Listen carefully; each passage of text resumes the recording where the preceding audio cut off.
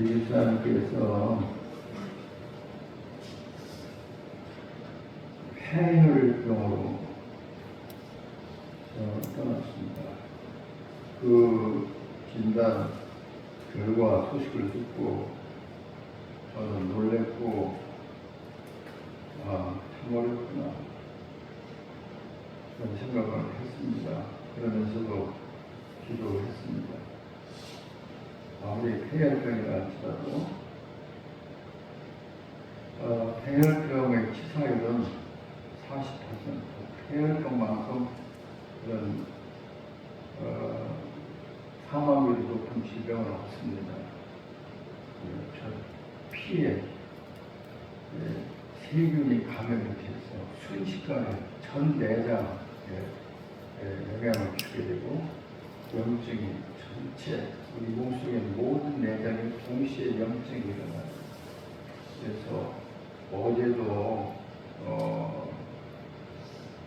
그 피를 다 한 번씩 하고 투석하고, 오늘도 투석을 했었어요.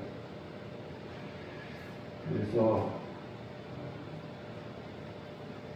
폐혈병이라고 하는 진단 소식을 듣고 깜짝 놀랐습니다. 원인은 확실치 않습니다. 그래서 원인을 조사했는데도 확실하게 어디로 감염이 돼서 어떻게 해서 이렇게 됐는지는 모르겠습니다만, 어쨌든 생각해 보면 한번 태어난 사람은 반드시 한번 죽습니다. 그런 점에서 본다면 우리 모두가 언젠가는 다 경험하는 사건이다. 그런데 특별히 가족들, 그들을 사랑하는 사람들에게는 큰 슬픔과 고통이 아닐 수 없습니다. 오늘 제가 이 말씀을 드리는 이유는 이런 일들에 대하여, 즉 어떤 일들이 갑작스럽게 우리에게 올 수도 있고, 긴 세월을 몇 년 혹은 몇십 년을 끊임없이 질병을 통해서 생명의 위협을 느끼는 사람도 있고 그렇잖아요. 또 뭐 지금 우리 주사님은 많이 틀린데 그냥 순식간에 교통사고, 뭐 이런 전쟁터에서 뭐 수많은 젊은이들이, 수많은 사람들이 죽어가고 있지 않습니까? 그런데 그렇게 생각하면 그것은 그냥 받아들일 수 있는데, 그 이후에 어떻게 되느냐가 문제인 것이죠. 그래서 우리들이 신앙이라고 하는 것은 우리 죽음 이후의 삶에 관해서 가르쳐주고 보증해주고 보장하시는 것입니다. 오늘 우리가 읽은 성경 말씀에서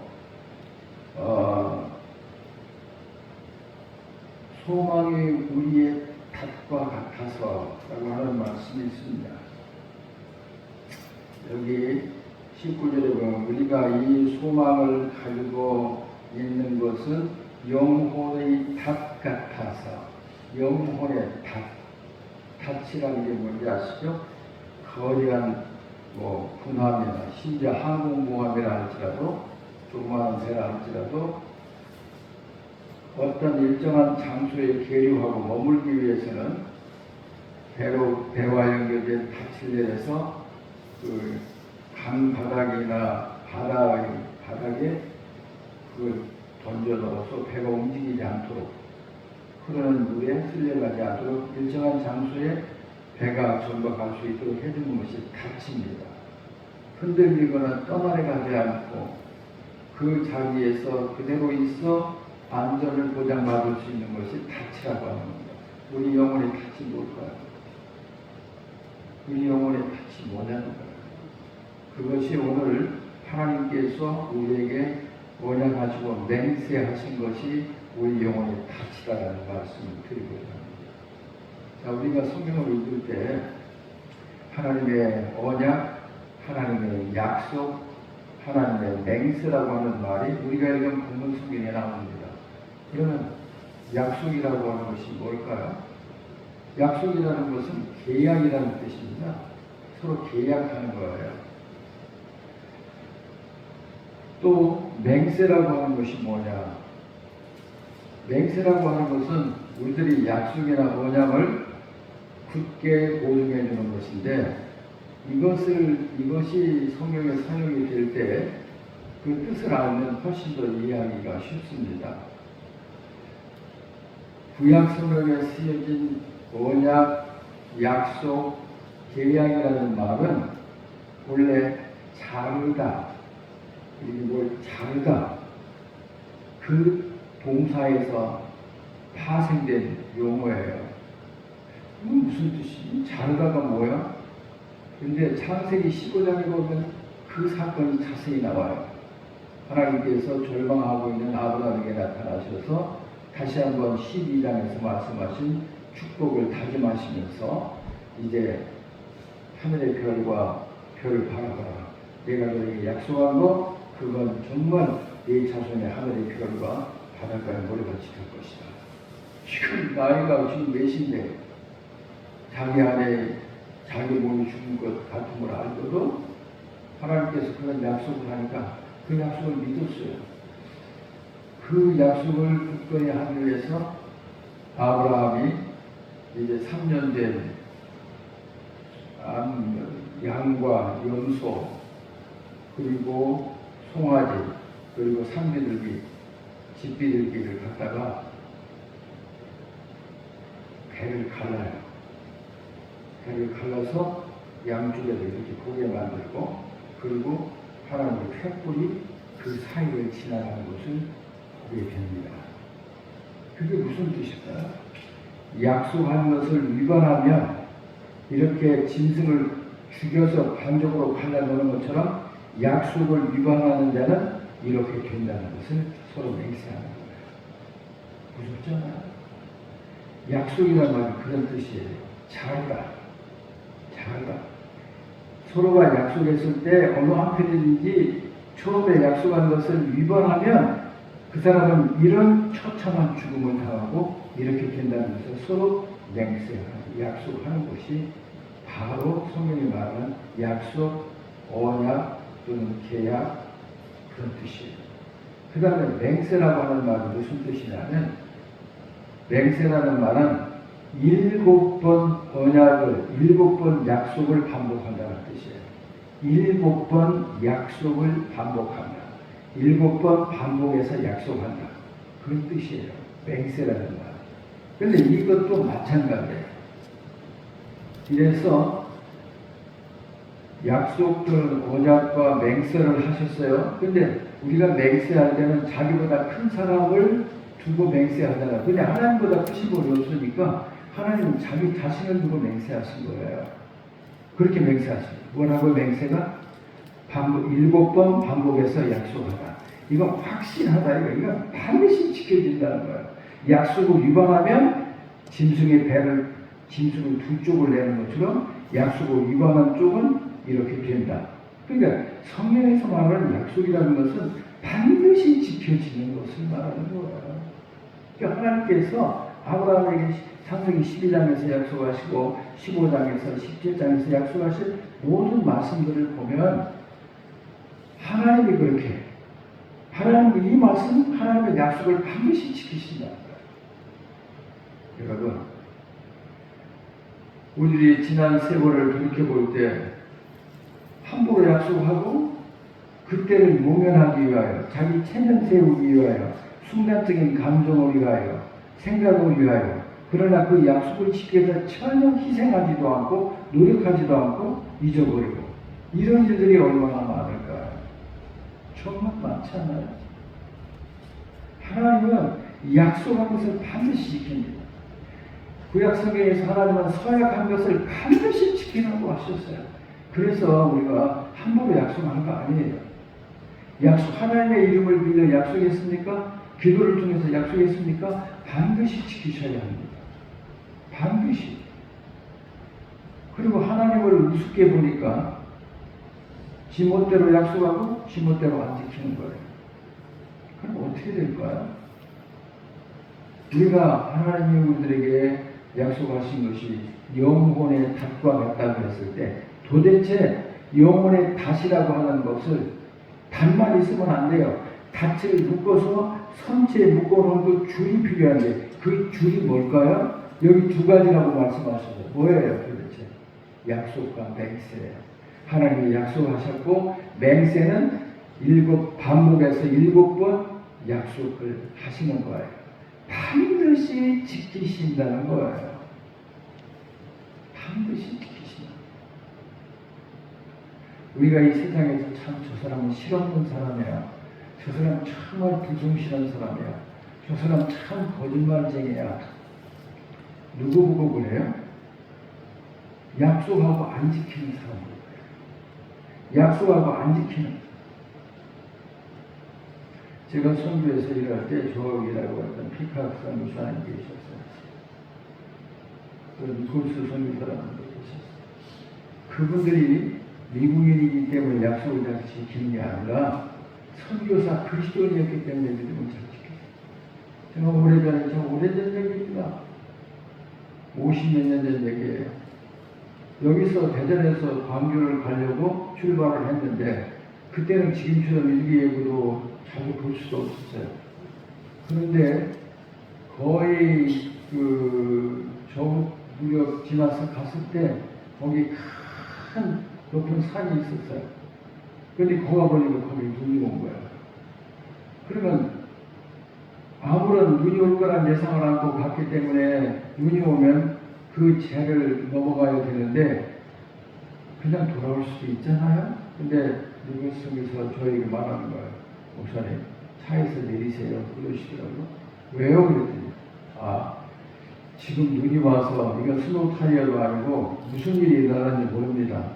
눈길에 미끄러져 사고가 날 수도 있습니다. 그러니까 죽어도 저 혼자 죽을 테니까 목사님은 내리셔서 이 고개를 그냥 걸어오시라고. 아니라고 괜찮다고. 그러니까 어떻게 이분이 막 고사하시면서 안 된다고.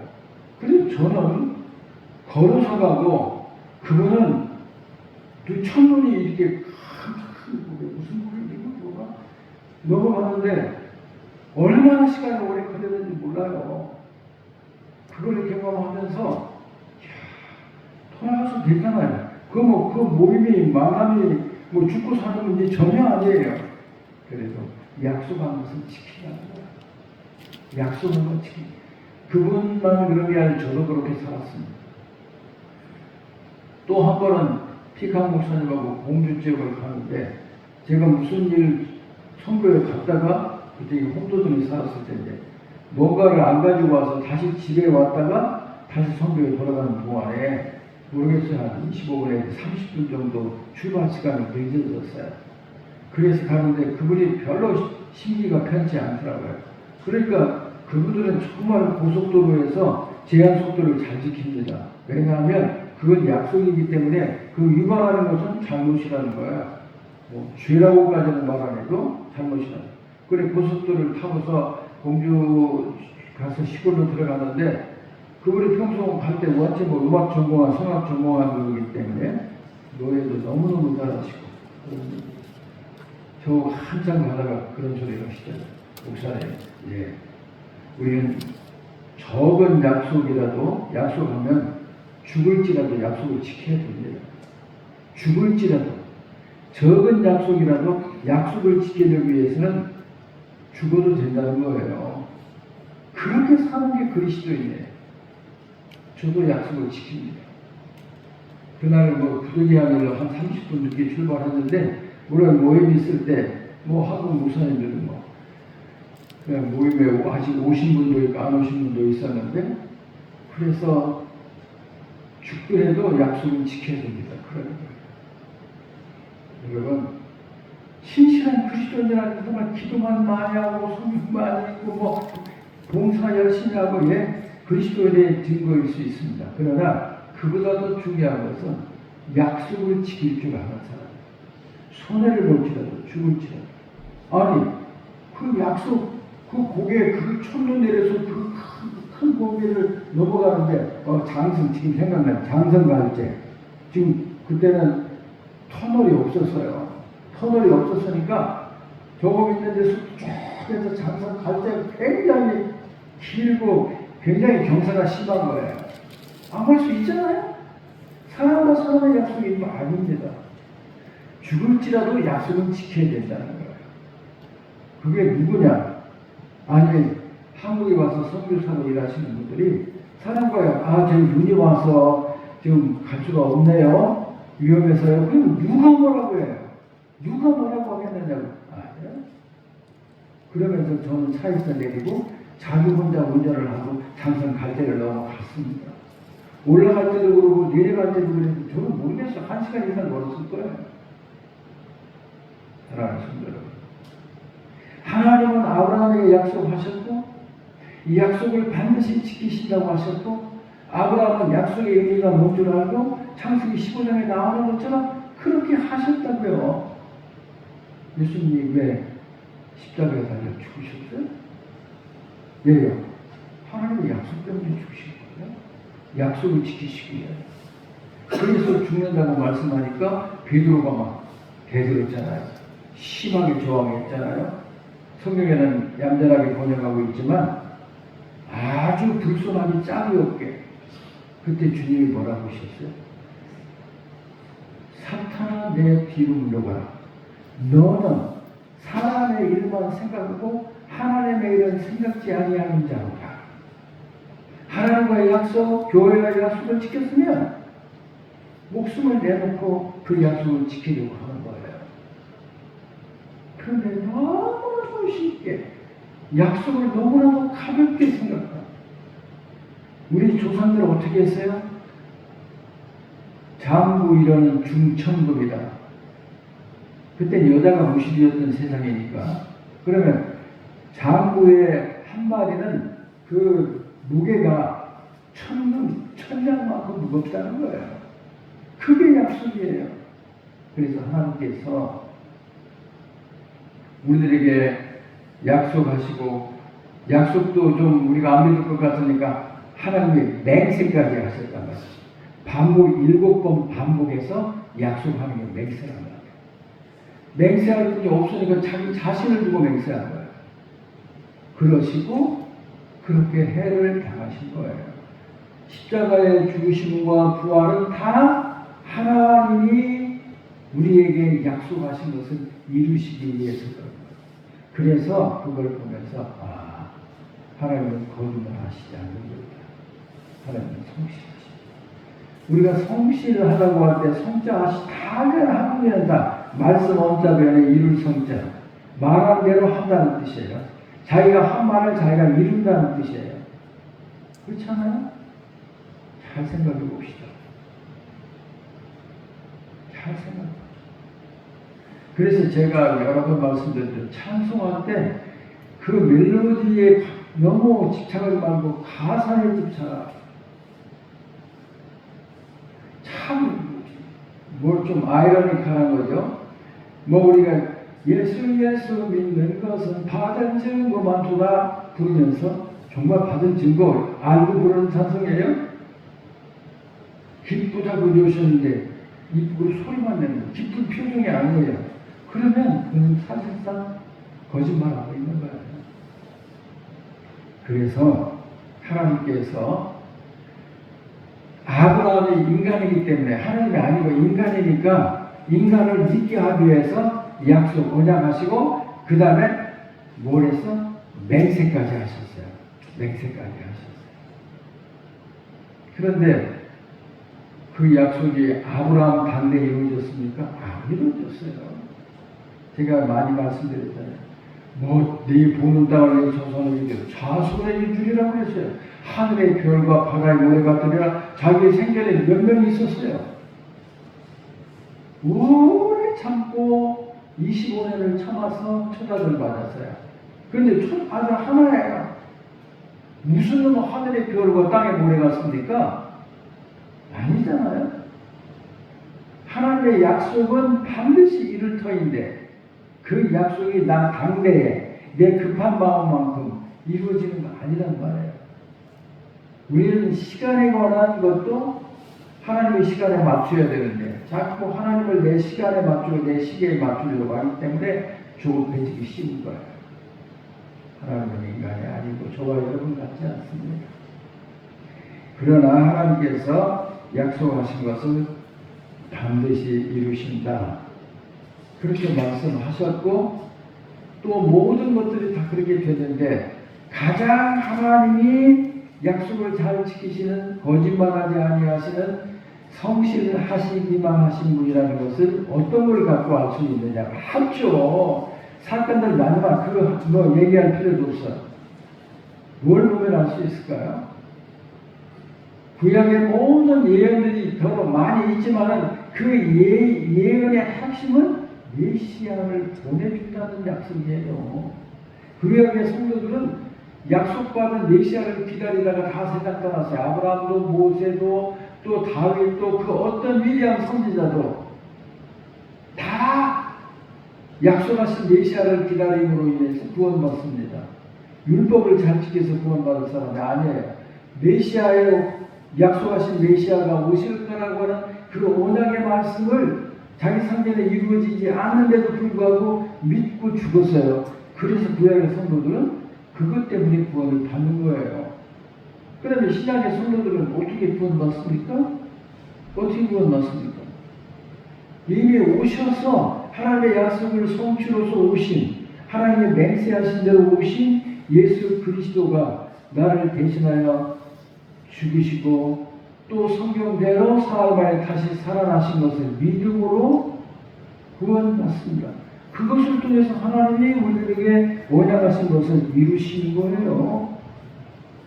그래서 우리가 약속으로 구원함을 받았다는 말씀을 이해할 수 있게 되는 거예요. 믿음으로 받는 줄 알았는데 이게 맞아요. 그런데 그것도 역시 믿음이라는 거예요. 하나님이 하신 일을 믿는 것도 믿음이지만 그건 누구든지 쉽게 인정하고 믿을 수 있어요. 이루어지지 아니하는 것을 믿는 것이 진짜 믿음이에요. 보이지 않는 것을 정말로 기대하고 믿는 것이 진짜 믿음이라고요. 그런데 하나님의 약속이 엄청나게 많이 아직도 남아 있지 않습니까? 그러니까 우리는 역시 우리들이 영혼에 닫힌 하나님이 약속하신 것을 또 한 번 맹세하심으로 하나님은 거짓말하지 아니하시고 언약을 지키신다는 하나님의 성실함과 하나님의 전능하심에 우리의 믿음의 줄을 걸어놓은 거예요. 그것 없으면 저나 여러분이나 넘어져요. 고린도후서 1장 20절에 뭐라고 했어요? 하나님의 모든 약속은 그리스도 안에서 예가 되니 우리가 아멘하여 하나님께 영광을 돌리게 되느니라. 하나님의 모든 약속은 그리스도 안에서 예가 되니 이게 무슨 뜻이에요? 약속이 많지만 하나님의 최고의 약속은 예수 그리스도예요. 예수 그리스도가 세상에 오심으로 이 세상을 창조하시는 것보다 예수님이 세상에 오신 일은 더 위대한 일이라고요. 이 세상은 하나님이 7일 만에, 엿새 만에 다 창조하셨으나 예수 그리스도가 세상에 오실 때는 어떻게 하셨어요? 며칠 걸렸어요? 아니, 하나님이 언약하신 것은 창세전에 약속하셨으니까 시간은 말할 것도 없지만은 이 세상에 오셔서 어떻게 했느냐? 예수님 기저귀 차셨어. 마리아의 뱃속에서 10달 있었어. 그리고 우유 먹었어. 엄마 젖 먹었어. 기저귀 차고 기어다녔어. 우리와 똑같은 성장 과정을 거쳤지. 하루 자고 나면 피가 푹 끄고 하루 자고 나면 뭐 다 알고 절대로 그런 게 아니에요. 우리와 똑같은 성장 과정을 거쳤는데 그때 하나님의 기다리심이 얼마나 답답했을까 생각해 보시라고요. 어? 그냥 단순히 그것만 생각해 봐도. 그러니까 하나님도 참 영원하신 하나님이 전능하신 하나님이 그의 약속을 지키시기 위하여 스스로 인내하시고 견뎌내신 것은 우리가 상상할 수도 없어요. 여러분, 우리가 다 알고 우리가 능력이 있다면 기다릴 사람이 누가 있어요? 후다닥 해치우지. 안 그래요? 후다닥 해치울 거 아니에요. 그것이 하나님께 어려운 거란 말이에요. 우리는 힘이 없으니까 하고 싶어도 못하는데 하나님은 전능하신 하나님이란 말이에요. 그런데 그분이 그 능력을 단번에 사용하지 않고 우리의 시간에 맞추어서 우리의 성장 과정, 우리들이 세상을 사는 것과 똑같은 삶을 사셨다는 거예요. 이 땅에서. 생각해 보라고요. 우리가 뭘 잘 참아 잘 참기는. 정말 개꿀이나 뭘 참았다고 해요. 우리가 하나님 앞에서. 그 참으신 하나님 앞에서 나 하나님 너무너무 오래 기다렸어요. 어떻게 그렇게 말할 수 있어요? 하나님 앞에서 나 겸손하지 않았습니까? 나 봉사하지 않았습니까? 누가 그렇게 말할 수 있어요? 인간으로 태어난 사람 중에 아무리 사람 중에 유명하고 알려진 사람이라 할지라도 그럴 사람은 단 한 사람도 존재할 수가 없는 거예요. 그래서 우리가 하나님 앞에 겸손한 거예요. 뭐가 우리가 하나님 앞에서 내놓을 게 있습니까? 그래서 저는 일평생 하나님 앞에서 희생했다는 말은 절대로 안 씁니다. 절대로 안 씁니다. 저희 입에서는 한 번도 그런 얘기가 안 나왔을 거예요. 제가 의식적으로. 내가 아무리 하나님 앞에 순종하고 복종하고 별의별 일을 다 했다 할지라도 나는 하나님 앞에 희생한 것 아니에요. 어떻게 그걸 하나님 앞에서 하나님께서 너무나 수고 많이 했습니다. 희생했습니다. 이렇게 말할 여지가 없다는 거예요. 우리가 그걸 알고 하나님은 우리와 같지 않습니다. 나와 같은 존재가 아니라고요. 그래서 우리가 사람 앞에서 큰 소리하고 잘난 체하고 아는 체하고 내 마음대로 하려고 하면 안 된다는 거예요. 안 된다는 거예요. 그 높으신 하나님. 그래서 우리들이 잊어버리면 안 돼요. 하나님을 경외하라고 하는 것이 하나님을 진짜 사랑하고 믿고 순종하는 것 가장 적절한 단어가 사랑보다도 경외함이에요. 경외함.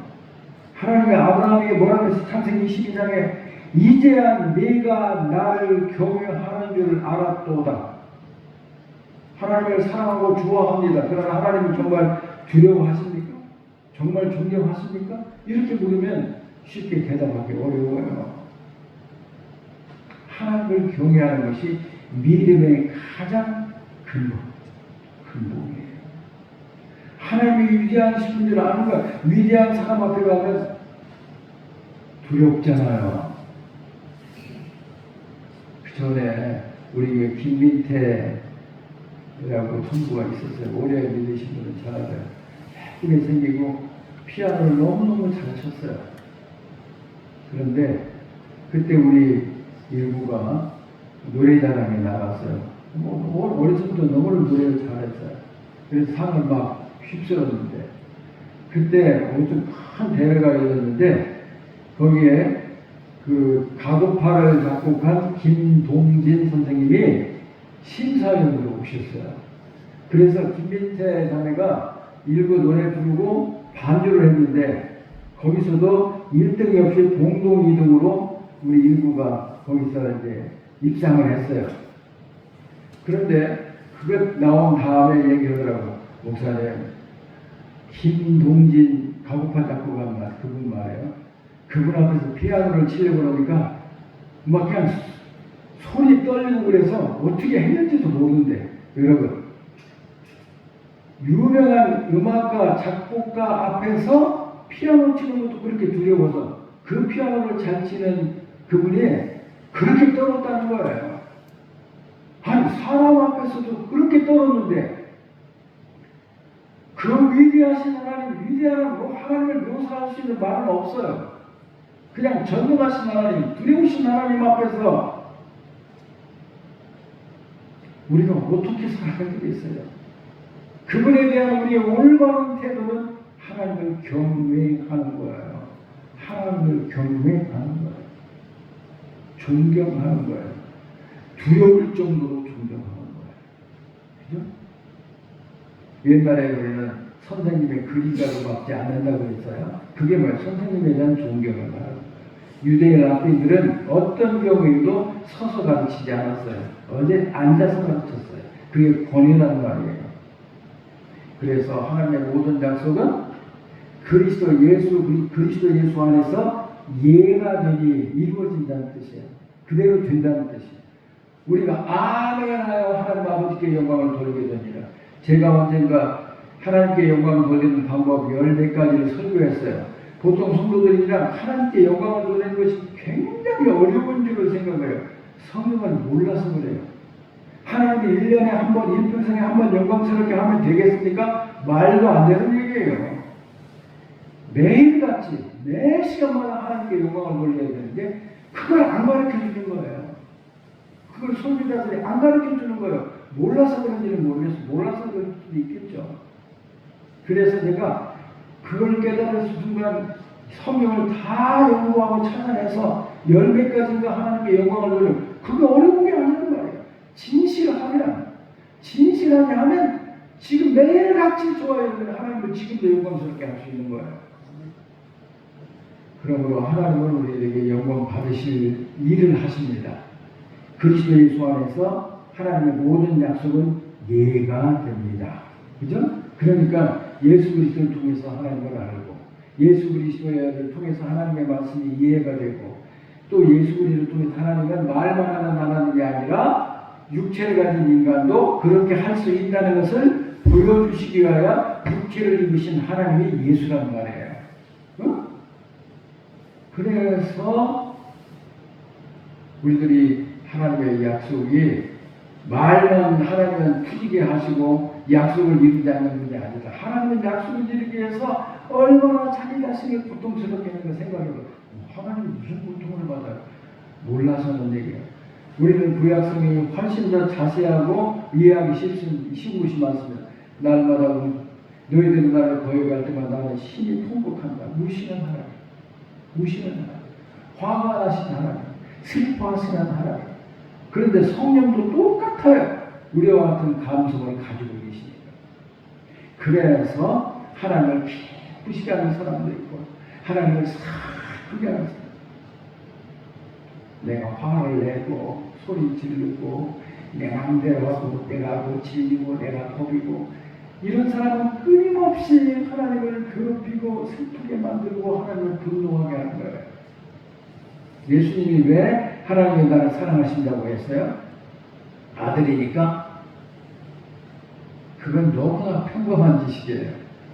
내가 아버지를 항상 기쁘게 하였사오니 항상 기쁘게 해드리니까 아버지께서 나를 사랑하시고 나를 혼자 두지 아니하셨다고 했잖아요. 그러니까 오늘 우리는 맞아. 그러면 한마디로 말해서 그 약속, 그 맹세의 최종 목적 하나만 말하면 무엇일까요? 하나님이 우리들에게 약속하시고 맹세하신 것 딱 하나, 모든 것을 다 그거 빼놓고 다 합해도 이것만 못한 것 그게 있어요. 그거 하나면 돼요. 그거 하나면 됩니다. 그게 뭘까요? 뭐 같아요? 그게 영생이에요. 아무리 뭐 지혜가 있고 능력이 있고 뭐가 있고 해도 생명 없으면 아무것도 아니에요. 그래서 오늘 우리들은 진짜 하나님의 언약과 하나님의 맹세하신 이 모든 것들의 마지막 이 하나에 달려있다. 자, 요한일서 2장 25절을 보고 마칩시다. 요한일서 2장 25절의 말씀을 읽고서 말씀을 하겠습니다. 자, 같이 읽어볼까요? 그가 우리에게 약속하신 것은 이것이라 곧 영원한 생명입니다. 그가 우리에게 약속한 것은 이것이니 곧 영원한 생명을 줄여서 영생이라고 하잖아요. 영생. 오늘 우리 사랑하는 이도원 집사님이 우리보다 먼저 영생에 실제로 이제 경험하시는 거예요. 슬프지만 하나님의 무슨 약속을 하셨던지가 제가 언젠가 기억이 나는데 7,856개인가 되는 성경에 남아있는 약속들이 거의 8,000개 정도 같아요. 근데 그거 다 없어도 괜찮아. 하나만 있으면 돼. 뭐예요? 영생입니다. 영생입니다. 그가 약속한, 우리에게 약속한 것은 이것이니 곧 영원한 생명이니라. 생명이 없으면 아무것도 없는 거예요. 생명이 없으면. 그러면 우리들이 이 세상에서 사는 것은 뭐라고 해요? 오래 살면 뭐라고 그러죠? 에이, 해봐. 장수했다고요. 그 영생은 장수입니까? 아닙니까? 아니에요. 아니에요. 장수란 것은 좀 오래 살았다는 뜻이지 영생했다는 뜻 아니에요. 우리는 장수를 원하는 게 아닙니다. 우리는 영생을 원하고, 하나님은 우리에게 장수를 주시는 것, 오래 사는 것이 아니라 영원한 생명을 주시는 거예요. 하나님이 우리에게 약속한 것은 이것이니 우리에게 영원한 생명을 주시는 그것입니다. 이것이 우리들에게 큰 막 급류가 흐르는 바다도 막 굉장히 그 유속이 빨라요. 그런데 거대한 배든 적은 배든 요동하지 않고 흘러가지 않고 표류하지 않고 한 곳에 정박에 있도록, 한 곳에 있도록 해주는 것이 닻이란 말이에요. 이 닻의 줄이 뭐냐? 하나님의 언약과 맹세라고 했습니다. 그 맹세 내용이 뭐예요? 내가 나를 믿는 자들에게 영원한 생명을 주노라 하는 거예요. 그리스도인은 이 세상에서 세상을 떠나도 그 순간 완전한 영생 속에 들어가는 거예요. 그래서 우리가 믿는 거예요. 그러나 얼마나 슬픈 일이 많습니까? 영생보다도 더 돈을 중요하게 생각하고, 영생보다도 더 편한 것을 좋아하고, 영생보다 더 좋아하는 것이 남을 내 마음대로 해봤으면 좋겠다 하는 권력이고, 이런 게 얼마나 많이 걸려있느냐 이 말이에요. 그래서 우리가 히브리서 6장 13절로부터 20절까지 보았는데, 20절에 뭐라고 그랬어요? 예수 그리스도께서 휘장을 열고 들어가셔서 멜기세덱의 반차에 이르셨다. 이게 무슨 뜻이냐면 말이 좀 복잡해요. 휘장이라는 것은 하나님의 지성소와 성소를 갈라놓는데 휘장을 해서 커튼을 쳐놨단 말이에요. 그래서 지성소는 하나님의 임재를 상징하는 거란 말이에요. 예수 그리스도께서 하나님의 약속대로 하나님 나라에 들어가셨다는 얘기예요. 하나님의 임재, 하나님이 가셨다는 얘기예요. 그와 똑같이 우리들도 그분과 똑같이 될 것이다. 로마서 8장 29절 30절. 그 아들의 형상을 본받게 하시기 위하여 우리를 택하시고 우리를 부르시셨잖아요. 저와 여러분이 결국은 박철종처럼 되는 게 아니에요. 그거 아무 소용없어요. 예수 그리스도의 형상, 예수님처럼 되는 거예요. 예수님처럼. 저는 요즘에 예수님처럼 맥스 루케이의 책을 3번째 읽습니다. 내가 책을 많이 읽지만 지금도 토마스 아켄피스의 책과 그 맥스 루케이의 예수님처럼 우리 교회에도 많이 있어요.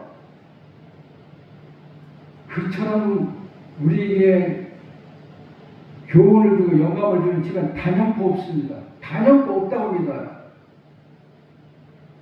계속해서 온통 책이 그냥 내 동그라미로 이렇게 해놓으면 가득 찼어요. 여러분 왜 그래요? 예수 그리스도를 바로 알면 신앙이 바로 되는 거고, 예수 그리스도를 닮는 삶을 살면 예수님처럼 되는 거예요. 여러분의 개인적인 특성 나타내려고 하지 마세요. 우리에게는 예수만 나타나야 돼요. 예수만 나타나라고요. 자기 성깔대로 살지 말라고요. 자기 성질대로. 절대로. 그 예수 닮는 게 아니라 저를 나타내는 거예요. 로마서 6장에서 말하는 것처럼 우리가 침례를 받는 이유는 그리스도와 함께 죽고 그리스도와 함께 사는 생사, 사생을 함께하는 사람이 됐어요. 그래서 갈라디아서 2장 20절에 가서 이제 내가 사는 것은 내가 사는 것이 아니라 오직 내 안에 그리스도께서 사시는 것이다. 하루를 살아가면서 나는 예수님을 따라 살았나? 예수님 형성 살았나? 나는 예수님처럼 말했나? 나는 예수님처럼 자기 성품을 조절했나? 분노를 조절했나? 친절했나? 겸손했나? 매일같이 자기를 점검해야 돼요. 그럴 때 마지막에 우리가 우리에게 우리의 소망 예수 그리스도 안에서 하나님 주시는 영원한 생명이니까 우리 이노원 집사님 우리보다 먼저 그 생명 안에 온전히 들어가셨네요. 또 여러분도 언젠가는 틀림없이 갑니다. 그런데 소리는 우리에게 와요. 이틀 전 월요일 날까지 살아계신 분인데 이틀이 오늘 이 시간 이제 우리는 다시 살아서 보고 얘기할 수 없습니다. 하나님의 약속이 반드시 그분에게 하나님은 지켜주십니다. 오직게야 하나님이 언약하시고 맹세까지 하신다는 이 말이요. 맹세까지 하신다는 이 말이요. 이 맹세하신 것 그거 곧 우리에게 영원한 생명을 주신다는 우리들의 답. 그 답들은 하나님의 언약과 맹세. 그 답을 놓아서 우리로 하여금 영원한 생명을 믿고 거기에 맞도록 살게 하신 하나님을 찬양하며 우리 집사님 가정에 우리 교회에 그분을 사랑하는 모든 사람에게 하나님의 위로가 있기를 원합니다.